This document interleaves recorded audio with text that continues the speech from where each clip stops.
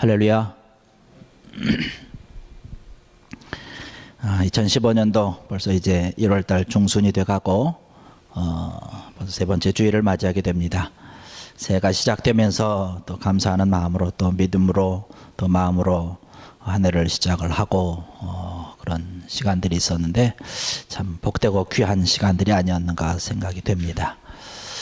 새해가 되면 모든 사람들이 새해에 대한 계획을 가지고 또 꿈을 가지고 뭔가 실천하기 위해서 또 새로운 어떤 그런 마음을 가지고 새롭게 시작을 합니다. 또 새로워지기 위해서 많이 노력을 하죠.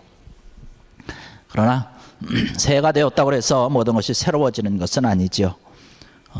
새 옷을 입었다고 해서 그 사람이 새 사람이 되는 것은 아니죠.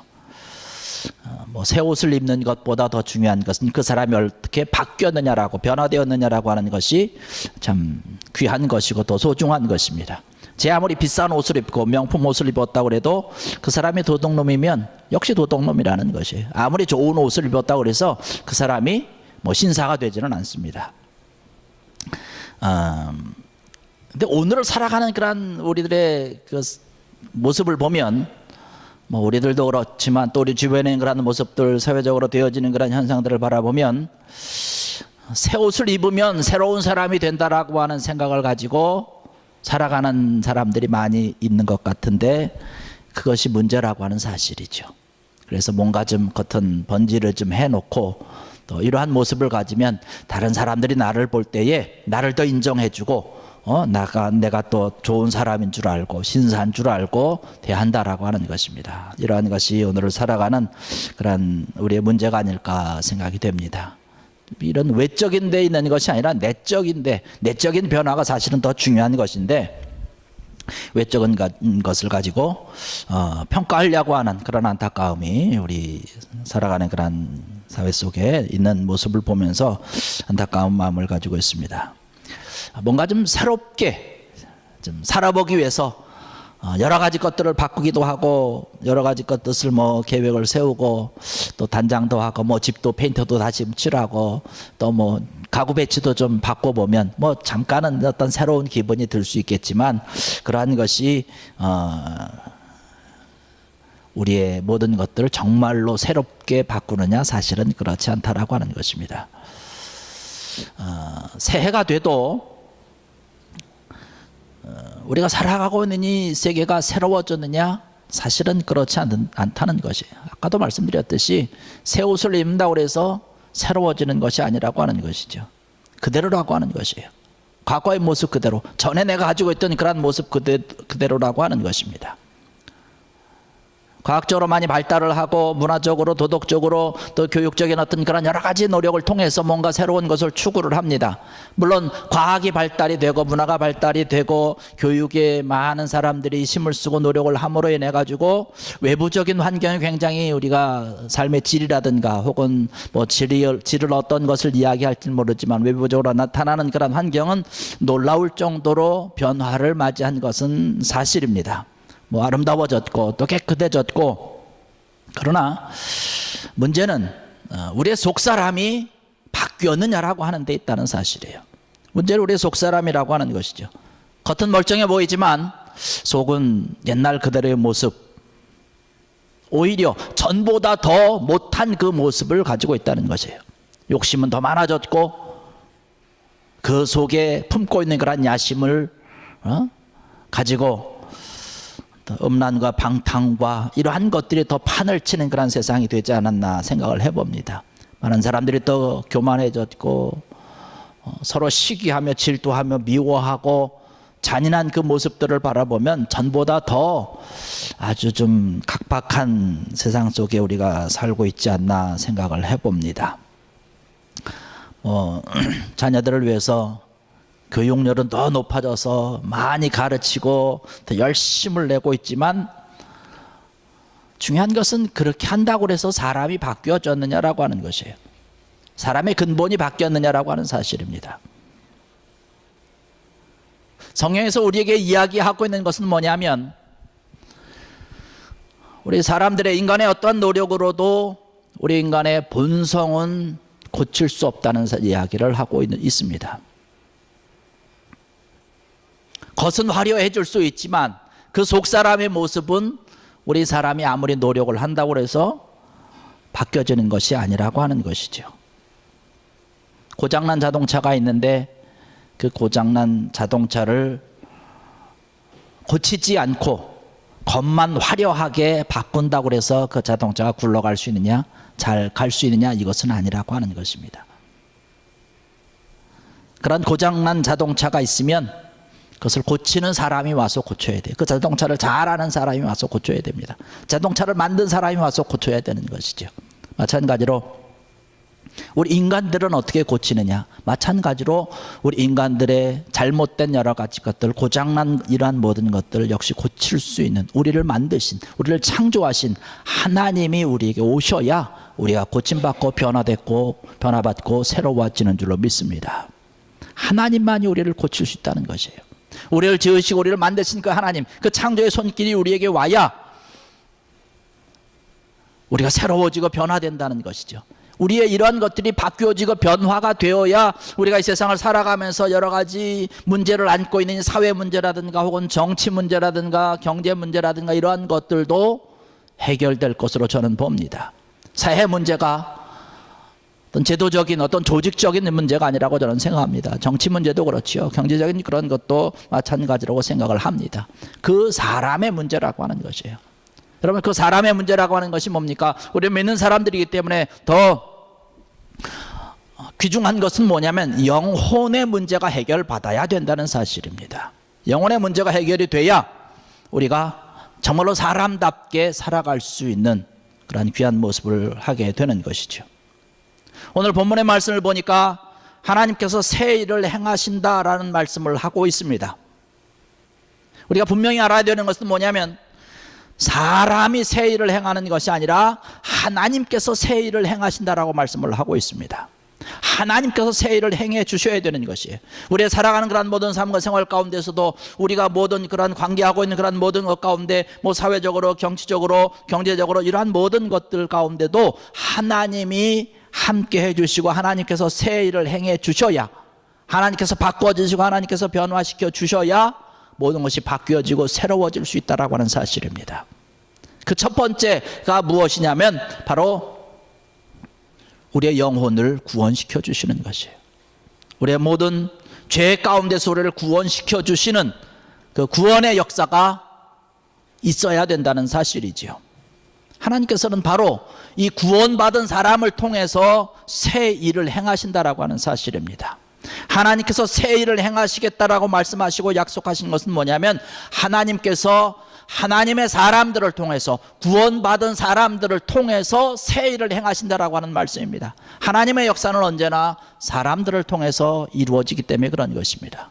그래서 누군가 하나님의 사람을 세워서 그 사회를 바꾸고 사람들을 바꾸고 이러한 일을 하나님께서는 행하신 것이에요. 그래서 성경의 말씀도 보면 여러 가지 문제가 있을 때에, 또 이스라엘 민족이 여러 가지 일들에 복잡한 것으로 얽혀 있을 때에, 또 힘들고 괴로운 일이 있을 때에 하나님의 사람들을 늘 등장시켜서 하나님께서 그 사람을 통해서 역사하셔서 새 일을 행하시고 새로운 곳으로 그들을 인도하시고 축복하신 사실을 바라볼 때에 오늘을 살아가는 우리들도 마찬가지라는 사실이죠. 요새도 마찬가지라고 하는 것이에요. 하나님께서 하나님의 일을 행하시고 새 일을 행하실 때에 하나님의 사람들을 통해서 하나님의 역사를 이루어 가신다는 사실입니다. 그런데 그 하나님의 사람들이 누구냐? 그 첫 번째가 바로 구원받은 자들이라는 사실이지요. 그래서 그 구원받은 자들, 이 사람들을 통해서 하나님께서 새 일을 행하시는데, 여러분, 구원이라고 하는 것이 뭔가요? 다시 태어난다는 것입니다. 다시 태어난다는 것은, 우리가 잘 알다시피 우리 인간은 영과 육으로 되어 있지 않습니까? 영과 혼과 육으로 되어 있지 않습니까? 우리 육은 그냥 우리가 가지고 있는 것이고, 육신만 가지고는 우리가 그 사람을 일컬어서 생명이나 어떤 그런 고귀한 인격체로서의 인간의 모습, 사람의 모습을 할 수가 없다라고 하는 것입니다.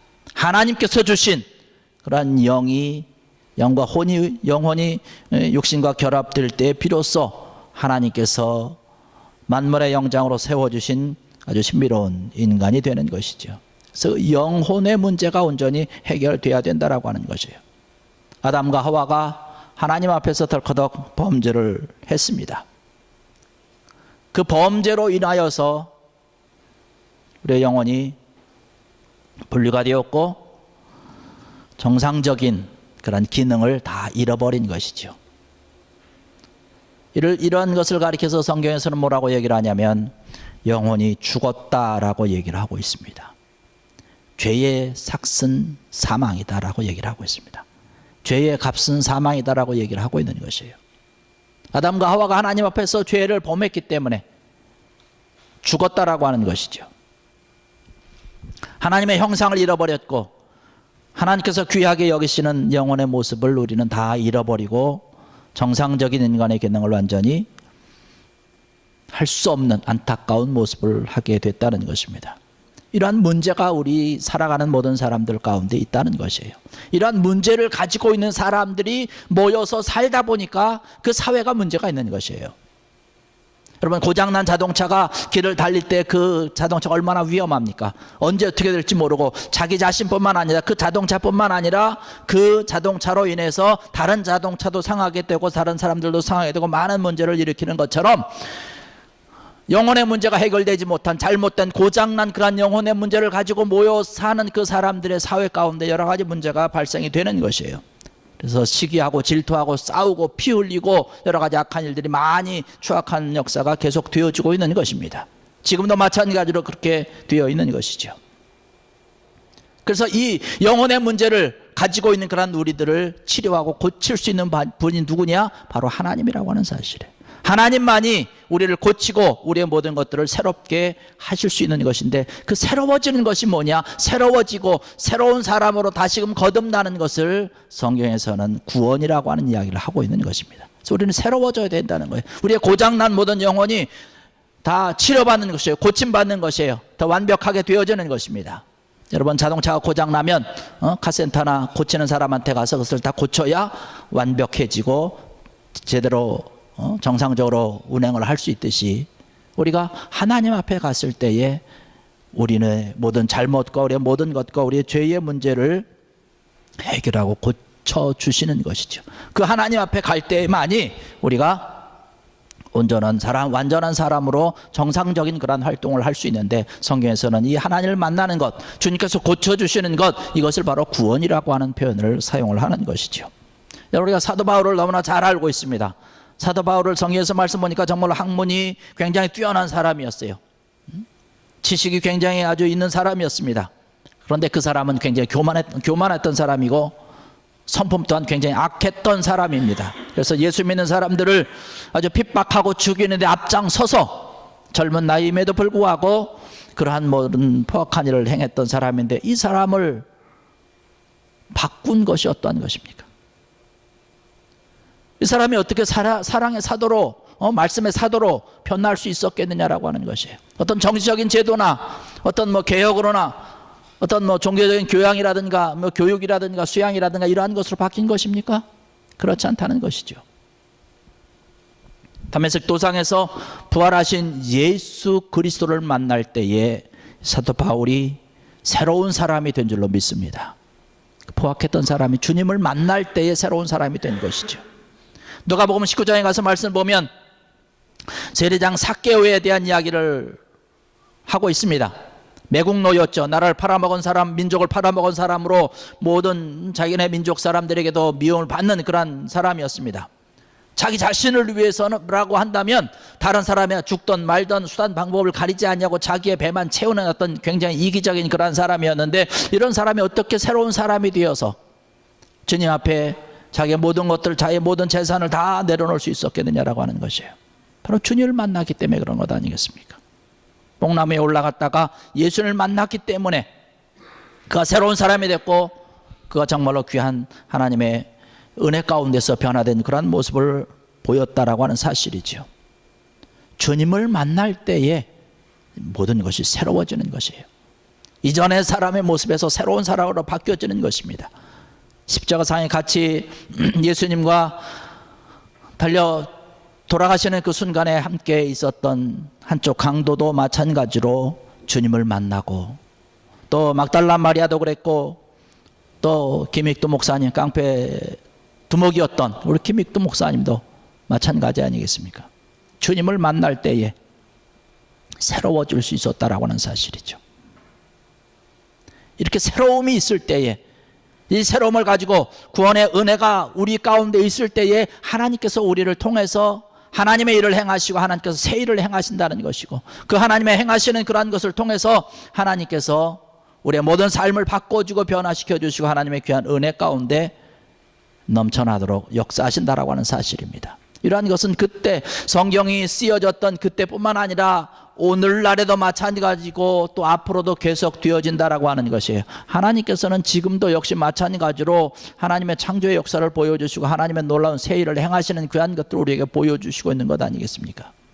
씨를 뿌리면 싹이 나고 그것이 잘 자라나고 열매가 또 맺어지는 것, 또 계란을 통해서 병아리가 나오는 것도 그렇고, 이러한 모든 것들이 창조의 능력이라고 하는 것이지요.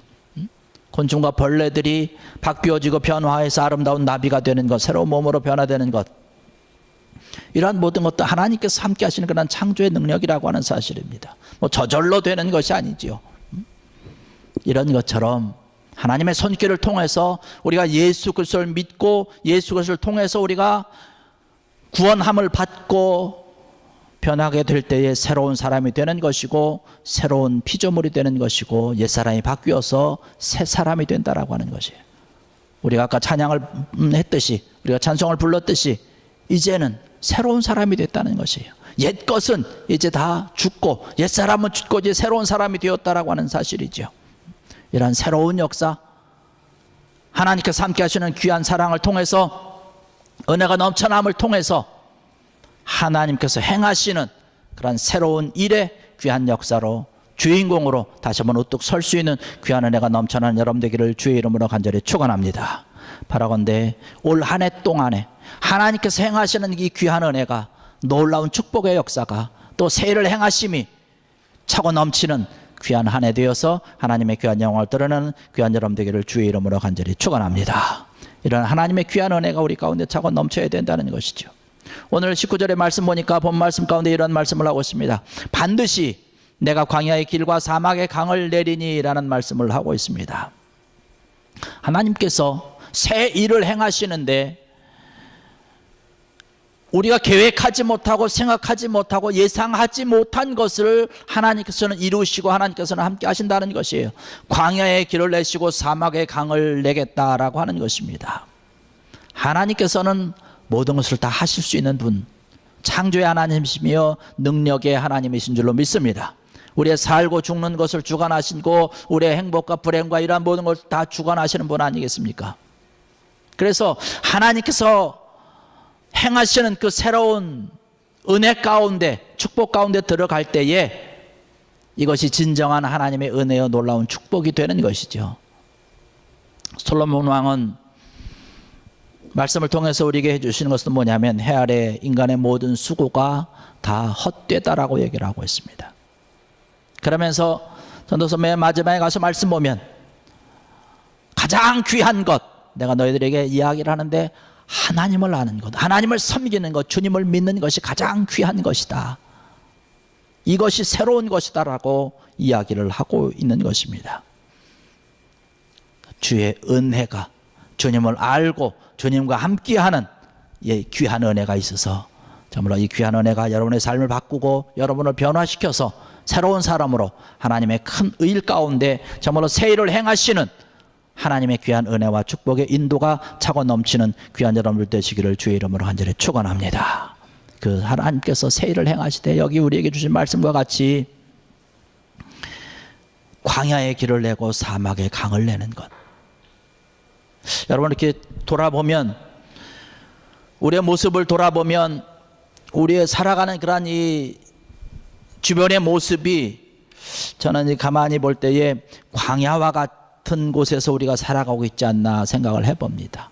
사막과 같은 곳에서 우리가 살아가고 있지 않는가라고 생각을 해봅니다. 이러한 세상을 살아가는 우리의 모습, 오늘 말씀을 통해서 우리에게 주시는 것처럼 내가 광야의 길을 내고 사막의 강을 내겠다라고 하는 것, 우리가 살아가는 곳이 광야와 같고 사막과 같은 이곳인데 이곳에서 길을 내주시고 강을 내주시는 것이에요.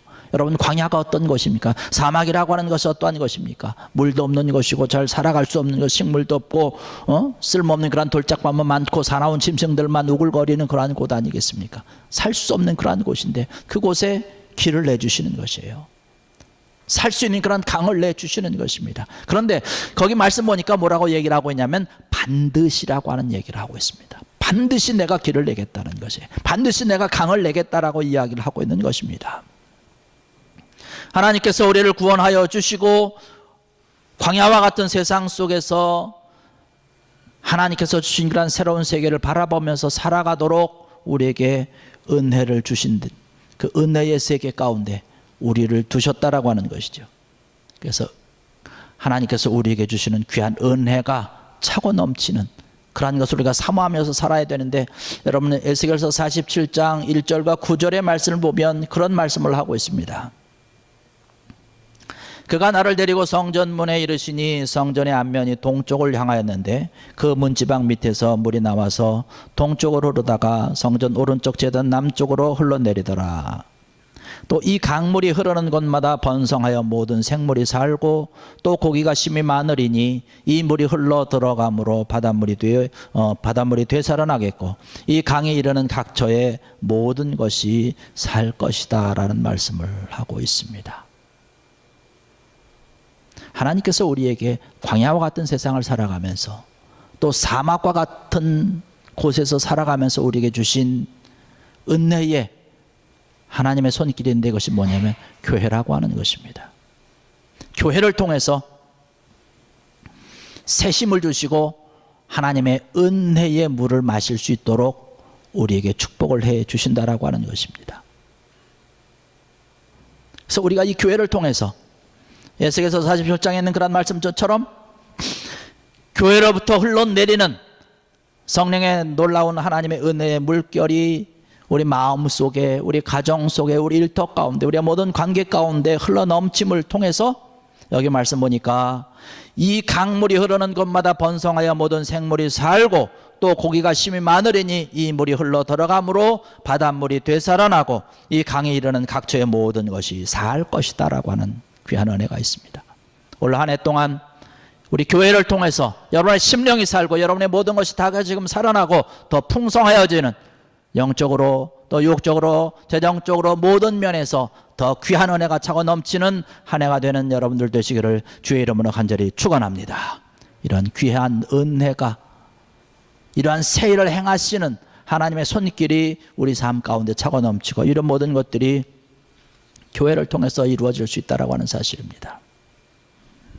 그러면서 우리가 해야 되는 것은 뭐냐면 21절의 말씀 보니까 이 백성은 내가 나를 위하여 지었나니 나를 찬송하게 하려 함이라는 말씀을 하고 있습니다. 하나님께서 우리를 사랑하셔서 우리에게 은혜를 내려주시고 또 구원시켜 주시고 하나님의 자녀로서 귀한 은혜 가운데 살아갈 수 있도록 우리에게 여러 가지 복된 은혜를 주시는 것은 뭐냐면 그 은혜에 감사하면서 주님께 영광을 돌리고 예배하며 찬송과 여기는 그런 말씀처럼 영광 돌리는 삶을 위해서 우리에게 주셨다라고 하는 사실입니다. 모쪼록 우리의 살아가는 올 1년 동안, 아니 여러분의 그 인생길 가운데서 정말 하나님의 영광을 위해서 살아가는 하나님의 백성된 하나님의 자녀된 여러분들 되시기를 주의 이름으로 간절히 축원합니다. 고린도전서 10장 31절의 말씀 보니까 그러는 너희가 먹든지 마시든지 무엇을 하든지 다 하나님의 영광을 위하여 하라는 말씀을 하고 있습니다. 하나님께서 기뻐하시는 일을 위해서, 하나님께서 원하시는 그러한 일을 위해서 살아가는 것, 이러한 삶을 살아갈 때에 우리의 모든 삶과 생활 가운데 참된 은혜가 있고 기쁨이 차고 넘친다라고 하는 것이죠. 여러분, 하나님께서 주신 이 귀한 말씀을 가지고 살아갈 때에 우리의 삶의 목적이 달라지고 목표가 달라지고 우리의 기준이 달라질 줄로 믿습니다. 그러한 모습을 가지고 살아갈 때에 하나님께서 원하시는 하나님의 영광을 드러내면서 살아가는 그러한 모습이 될 때에 그 마음 속에, 그 심령 속에, 또 그 가정 속에 참된 은혜가 있고 보람이 있고 복된 삶을 누리게 되는 줄로 믿습니다. 이런 귀한 은혜가 2015년 한 해 우리가 차고 넘쳐야 될 줄로 믿습니다.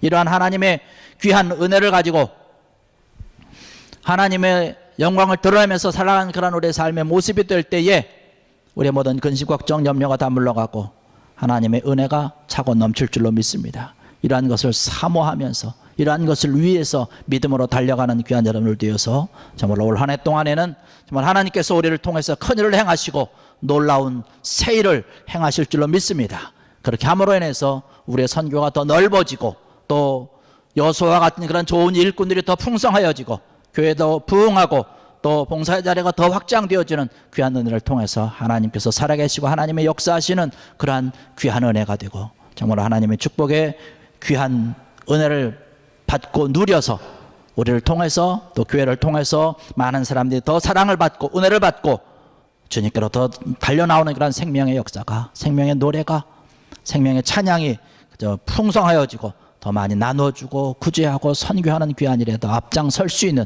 우리 교회가 되고 또 여러분의 심령이 되는 정말로 새 일을 행하는 귀한 역사가 차고 넘치는 한 해가 되는 귀한 여러분들 되시기를 주의 이름으로 간절히 축원합니다. 기도하시겠습니다.